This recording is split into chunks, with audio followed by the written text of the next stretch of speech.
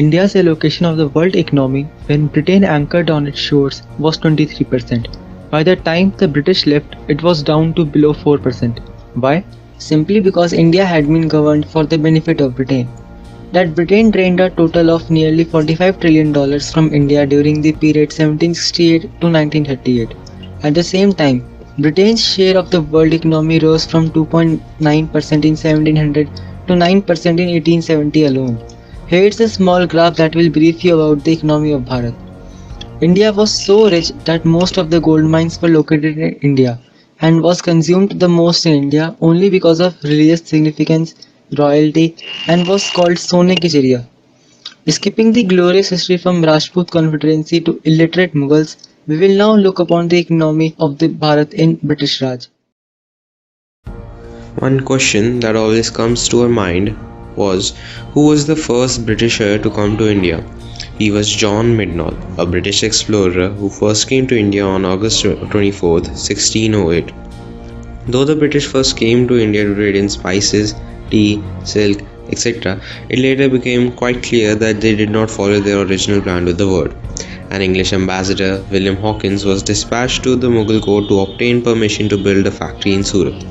During the period of Queen Elizabeth I, the British hoped to build substantial economic links with India, so they dispatched Sir Thomas Roe to the Mughal court during the Jahangir's reign to accomplish what Hawkins had failed to do. The Britishers entrusted tasks to East Indian Company to establish trade in India by obtaining permission from local authorities to own land, fortify its holding, and conduct trade duty-free in mutually beneficial relationships. But what actually happened was totally different. They became involved in hostilities and eventually overthrew the Nawabs, starting from Bengal. With the signing of the treaties, the Nawabs gave Diwanis fiscal rights of their kingdoms and were forced to pay 50 lakh rupees as war indemnity to the East Indian Company. It was just a starting. East Indian Company went on a spree of annexation of kingdoms, starting from Bengal to Udaipur, Kannauj, Jhansi, Assam to Kingdom of Mysore and Sikh Empire of Punjab and many more. We didn't only lose the wealth, but we also lost 8 to 10 million brave martyrs that fought in those wars. More importantly, some families lost their fathers, brothers, mothers and even sisters for their motherland. While the Indian economy was in the state of deindustrialization, on the other hand, the British economy went through the Great Industrial Revolution. Let's, for example, look at the Railway Revolution. The Indian railway system was introduced as a long-planned British outcome. Britain's production capacity had increased immensely. Railway provided an opportunity to procure raw materials, especially cotton, in bulk from the remotest possible areas of India. They also wanted to expand the market for finished goods which could be transported at the cheapest cost through railways. These two factors cultured the local industries like handlooms, which were already suffering from high taxes and tariffs. The railways were hence not coordinated with India's industrial needs and brought about a commercial revolution in place of an industrial revolution in India. It was an investment outlet for British surplus capital with guaranteed interest paid entirely from India and not British taxes. Besides the benefits of railway construction in terms of encouragement to steel and machine industry were reaped by Britain, not India. It was to help for the rapid mobilization of troops for the defense of the empire against internal rebellion and external invasion, facilitating its imperial ambitions.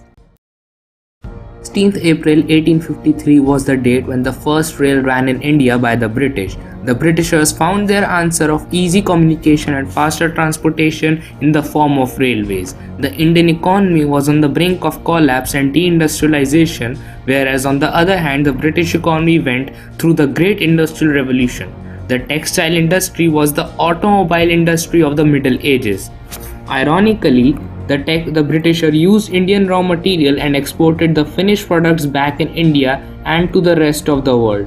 The value of Bengal's textile exports alone is estimated to have been around 16 million rupees annually in the 1750s.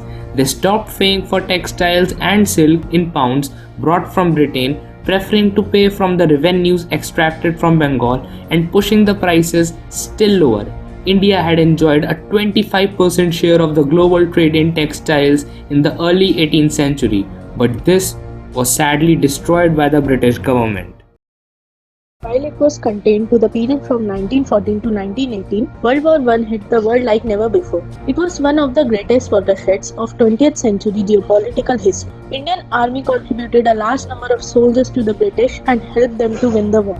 British promised self-rule to India at the end of the war. They failed to keep their promise. Had they kept that pledge, the sacrifices of India's First World War soldiers might have been seen as a contribution to India's freedom in 1990. 13 lakh soldiers from the Indian Army served during World War I, fighting for the British. Being a British colony, the Indian Army contributed a large number of soldiers to the European, Mediterranean and Middle East conflicts of war in World War I. It was against the German Empire in East Africa and also on the Western. As many as 74,187 of the Indian soldiers who served the British in World War I lost their lives. When World War I ended in 1919, instead of self-government, the Britishers imposed the Rowlatt Act by silencing and censoring the press, detaining political activists without trial and arresting without a warrant and individuals suspected of treason against the Sepoys were the Indian soldiers recruited from the native population of India by the European colonial powers. The sepoys were trained and armed in the European manner and were organized into battalions led by the European officers. The units were called native sepoys. Up till 1885, the Indian Army during World War II, a British force also referred to as the British Indian Army, began the war in 1939, numbering just under 2 lakh men. In India, there were a total of 87,000 military deaths, and the total military and civilian deaths ranged up to 15 lakh to 25 lakh. Over 87,000 Indian soldiers and 3 million civilians died in the World War II. Field Marshal Sir Claude Auchinleck, Commander-in-Chief of India, stated the British that they couldn't have come through both the wars, that is World War I and World War II, if they hadn't had the Indian Army.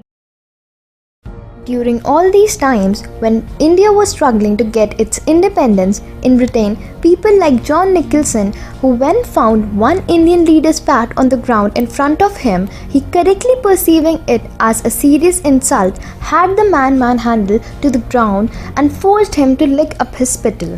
And leaders like Prime Minister of Great Britain, Winston Churchill, who himself quoted, "Indians are beastly people with a beastly religion and culture. The famine was their own fault for breeding like rabbits."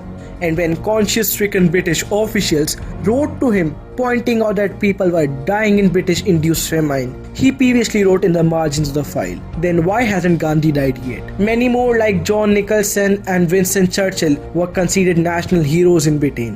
So it is self-explanatory that India was just Britain's biggest cash cow, and all that mattered for Britain was India's wealth, not the people. At last, India achieved independence in 1947, but till today, India is suffering due to the intensive loot of $45 trillion. It is a staggering sum. For perspective, $45 trillion is 17 times more than the total annual GDP of the United Kingdom today. But unfortunately, British till today thinks that they benefited India, and ironically, some Indians too believe the same. India was just Britain's biggest cash cow, and all that mattered for Britain was India's wealth. But now, India is the 5th largest economy, way ahead of Britain.